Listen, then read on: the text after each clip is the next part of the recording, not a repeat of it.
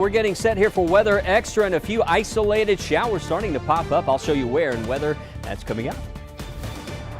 Plus, we're one step closer to having a tropical system on the board. What you need to know about this storm, which is way out in the Atlantic and isn't in a hurry to go anywhere. Plus, your video and pictures, like a video sent of a thunderstorm by one of our viewers. They wanted to share those pictures, and if you want to, we'll let you know how. Coming up in a Super Easy. Live on your side. First Alert Weather Extra starts right now. And welcome in to First Alert Weather Extra this evening. The gang's all here, the evening gang at least. Yeah. and right on track. It's amazing. Yesterday about this time, Lauren, Tania, we started seeing those little pop-up storms out there, and now we're starting to see a couple of those. Okay, Wes, tell us about it. All right. Yeah, let me just show you where right now. You look at the big picture, you're saying, okay, Wes, where's this rain at? But when you go over and look really close, there's a couple of little pop-ups out there. There's one that's showing up in northern Etowah County, not far from ball play, so giving you that first alert. And with these isolated pop-up cells, sometimes you get these out there by themselves, and at night when they're producing lightning, they can put on quite a show, and we saw quite a few of those last night during the evening hours. And there's one little area you can see some of the rain. We started to see this with the radar scan from high top. You could pick up the precipitation, and now it's starting to reach the surface here not far from Chelsea, so northern Shelby County right there. You can see that's where we have a developing thunder shower that's happening. That's not far from Harpersville, but over towards Vincent, Vandiver, and the way that's moving, it may drift into Talladega County, so anywhere south of Cropwell, giving you also a first alert for a little bit of rain. Let's keep a watch on that. But hey, it's summer in September. It's that time of the year right now. We have some of the hottest weather actually tomorrow and Saturday. It's going to feel even hotter than some of the days we had back in July. Highs in the mid-90s tomorrow, and there could be some strong storms on Saturday. We've got a cold front on the way this weekend, and that front moves in Saturday night. But before it gets here, we could see some showers and storms Saturday afternoon. The thing is, Saturday, some models are telling us we might wake up to a little bit of rain. So if we see a lot of rain early Saturday, if that sort of overperforms, it'll leave us with a decent afternoon. But if that rain holds off, it heats up, it gets hot, it gets humid, and some of those storms could pack a punch later on Saturday. And really need to keep that in mind if you're tailgating during the afternoon. But cooler air starts to sweep into the state Saturday night,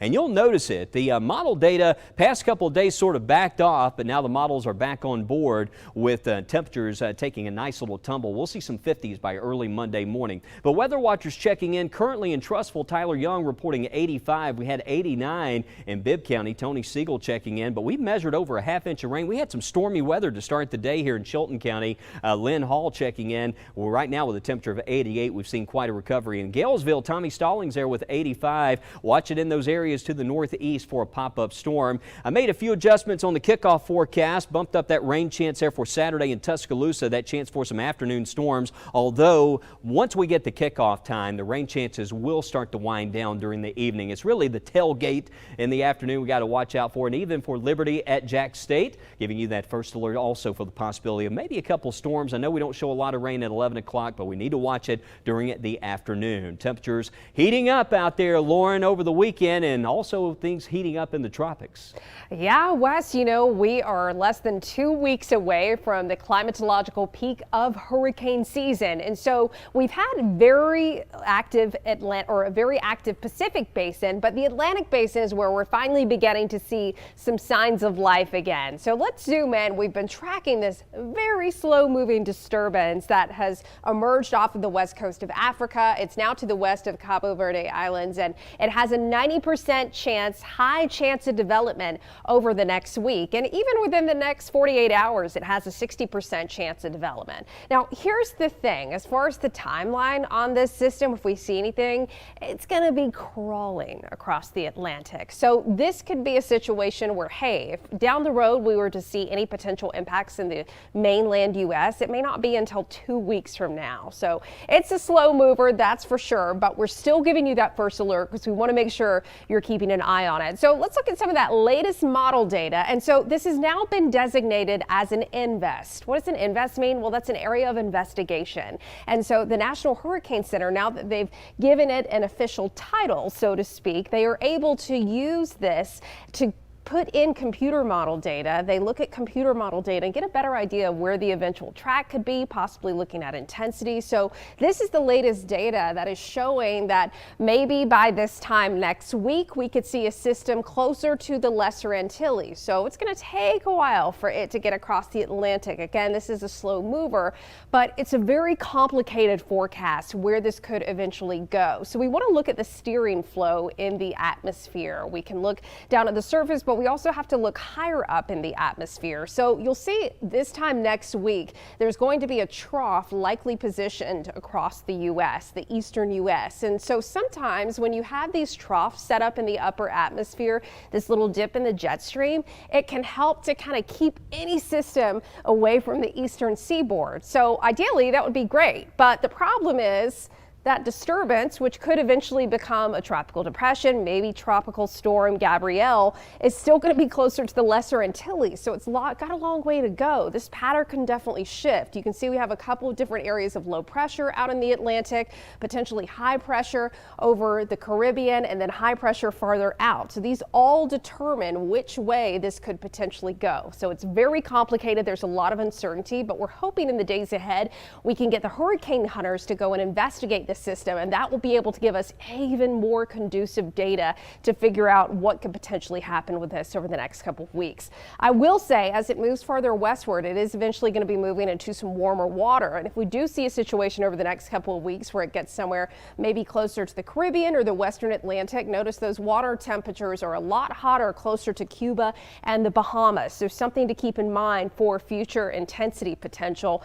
Now, right now, it's been battling some drier air on either side. You can see in this development region there's plenty of moisture, but we got to watch for that dry air battle too as we go into the days ahead. We'll be keeping you updated here on First Alert Weather Extra. Tania? Yeah, thanks, Lauren. Listen, I know you've been talking about the ocean, but I want to take us back inland. Let's talk about Tennessee. Just north, though, of us in Tennessee, they're dealing with some severe storms, which are leaving damage in their wake. This is video from our sister station, WVLT. What you're looking at is damage at Sky Ranch Airport. This is south of Knoxville. Video shows debris scattered across the ground and a couple of planes damaged as well. We also got several pictures showing more planes being damaged. At least one tornado warning was issued for the area today. And this one right here is a picture from our sister station in Knoxville just after the damage occurred at Sky Ranch Airport. In the distance, you can see what looks to be a tornado, but it could also be Scud. Right now, we don't know. If it's suspected to be a tornado, a survey team from the National Weather Service office in Morristown, Tennessee, will be sent to investigate. Well, we're no strangers to hail in Alabama, but rarely does it hit like this. What you're looking at is golf ball sized hail hitting a home in Wichita, Kansas. The homeowner captured this video Wednesday evening as hail slammed into the ground outside of her home. She says the hail lasted around 3 minutes, loudly thumping as it hit her house. She plans on having a roofing company check for damage. Thankfully, though, her cars were in the garage at the time. Whew, close call there. And then there's this. The world's largest iceberg is said to be breaking apart, found in Antarctica. The shrinking megaberg known as A23A has been breaking into pieces. The formation, which makes up the world's most enduring iceberg, is not expected to survive through the end of November. Ted Scambos, an ice scientist from the University of Colorado, says the melting of the iceberg could lead to a massive collapse akin to avalanche of ice at sea. Scientists say that if it does survive the Antarctic spring, it could face an even tougher summer. Explore the wonders of weather with Weather in the Classroom. Scan the QR code now to help your kids soar to new heights with Soar with 6.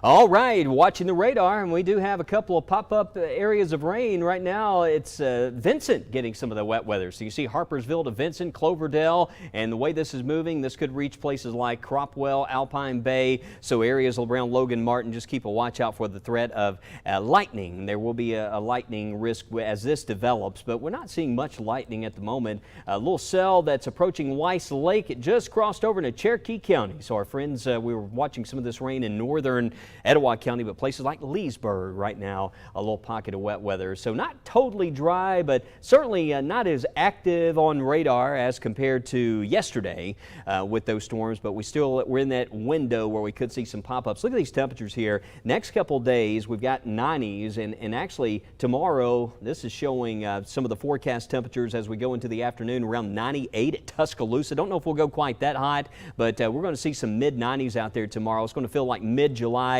A first alert for a very hot day. Plan for that tomorrow. Looking ahead to the weekend, though, see all those blues. Here it comes. Look at this. We got a cold front, and model data is picking up on the possibility of some 50s coming back. Look at these 40s.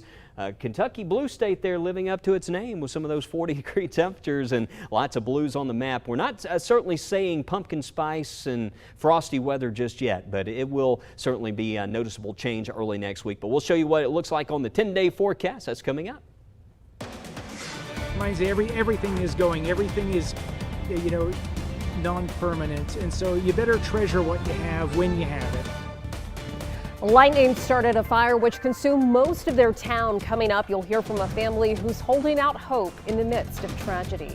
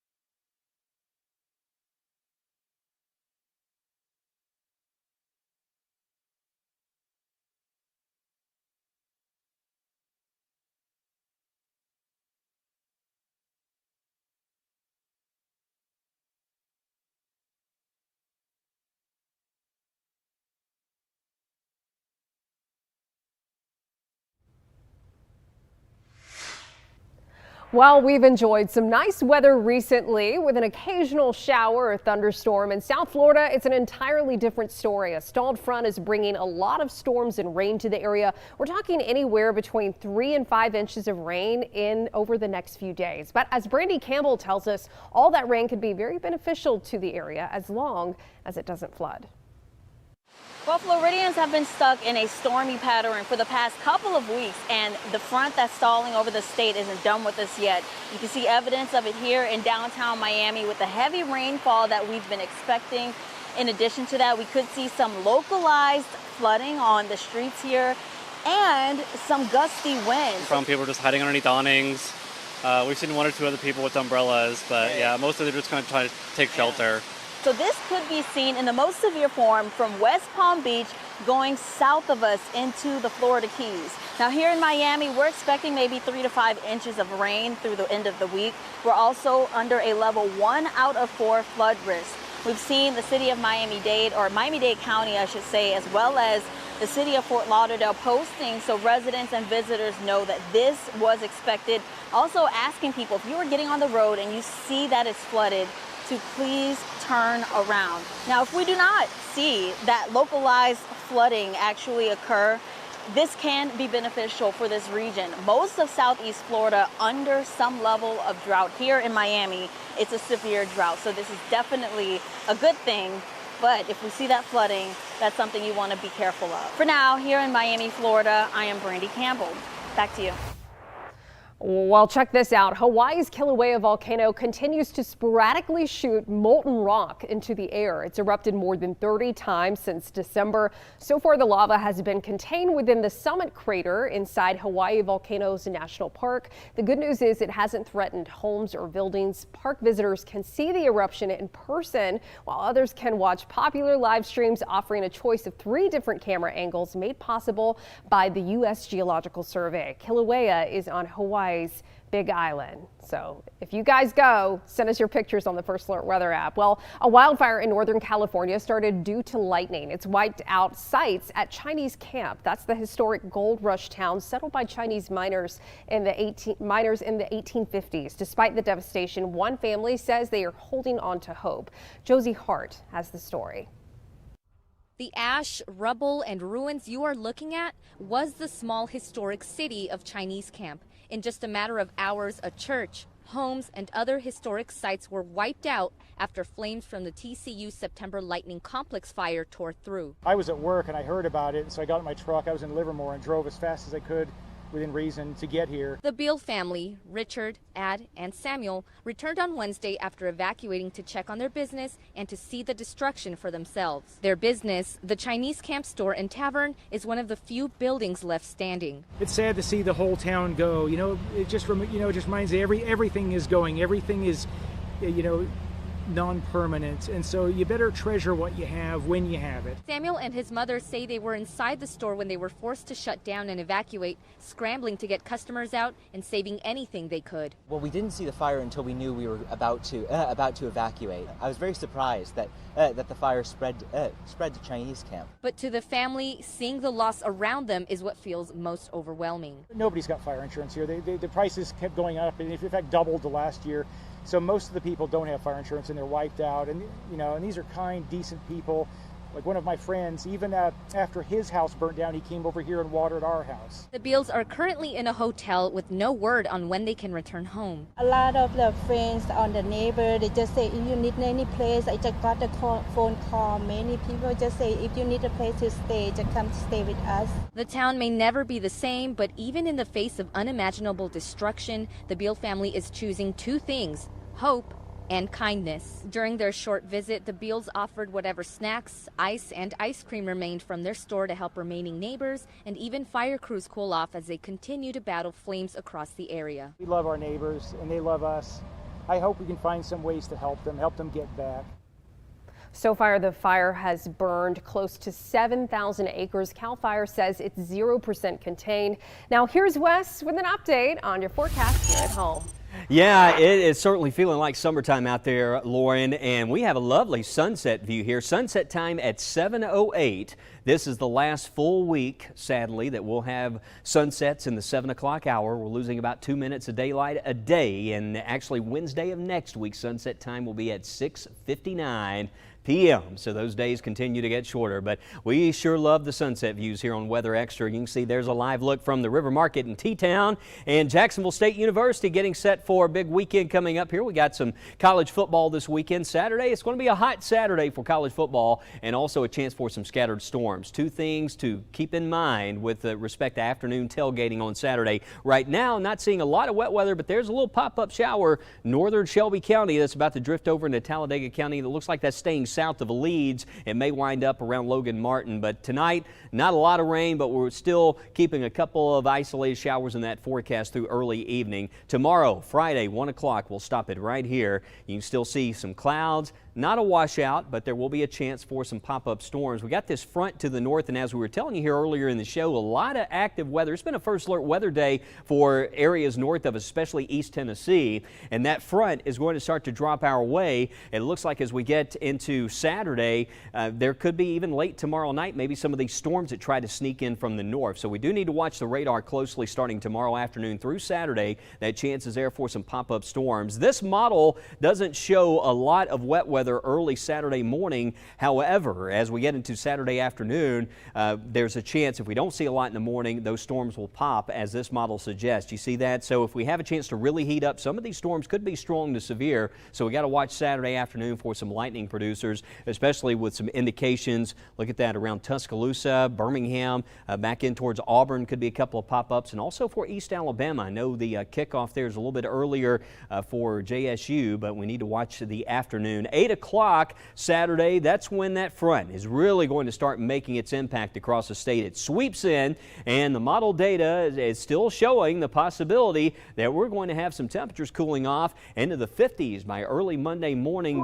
The model data backed off a little bit on just how cool it could be, but now the model data is back on board. You can see that cold front on the way. Cooler by Monday, less humid conditions, so we do have a nice little improvement on the way. I think you could hear the celebrations here in the studio. As we look at the tropics, as Lauren was noting, an area, broad area we've got to watch with this thing. This is September 11th and beyond, so we're actually going towards the end of next week. This is way out there, but when you're looking all the way out to September 12th to the 17th time frame, there's a chance that this thing could jog a bit further to the west, and that's what we got to watch out for. This was actually reanalyzed as Invest 91 today further west, so the new model data is locking in on this, and already we've seen somewhat of a westward jog in the forecast track. And the one thing I'm looking for across our region, I don't see any strong fronts or any strong systems that could kick that thing out of the way late next week, so we really got to watch it in the long range. We have a very sort of stagnant setup there towards next week. Wednesday, Thursday, Friday, we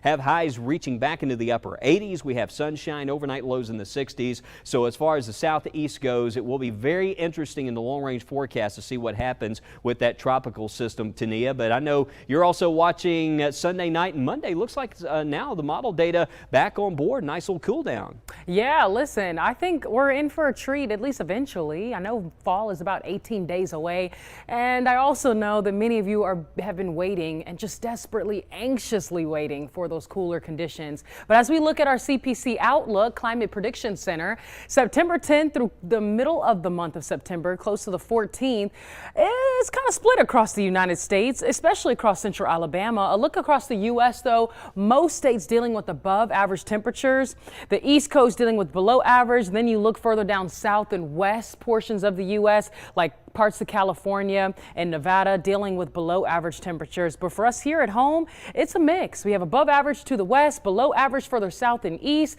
but we're near average generically. As we look at our precipitation outlook, more below average rainfall across the southeast, especially here across central Alabama. We'll keep you up to date if any cooler temperatures are around anytime soon. Well, that's a look at that beyond the 7-day forecast. We'll be right back after the break with a check on those viewer pictures. You're watching WBRC 6 News, Alabama Broadcasters Association's Station of the Year.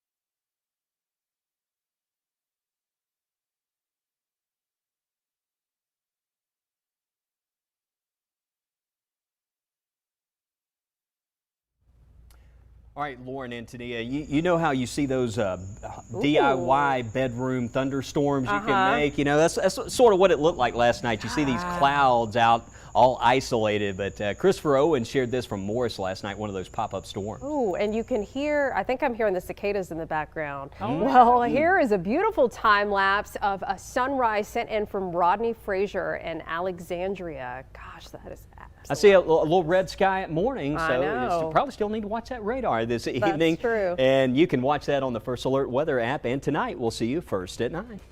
Have a good evening, everyone. Stay safe.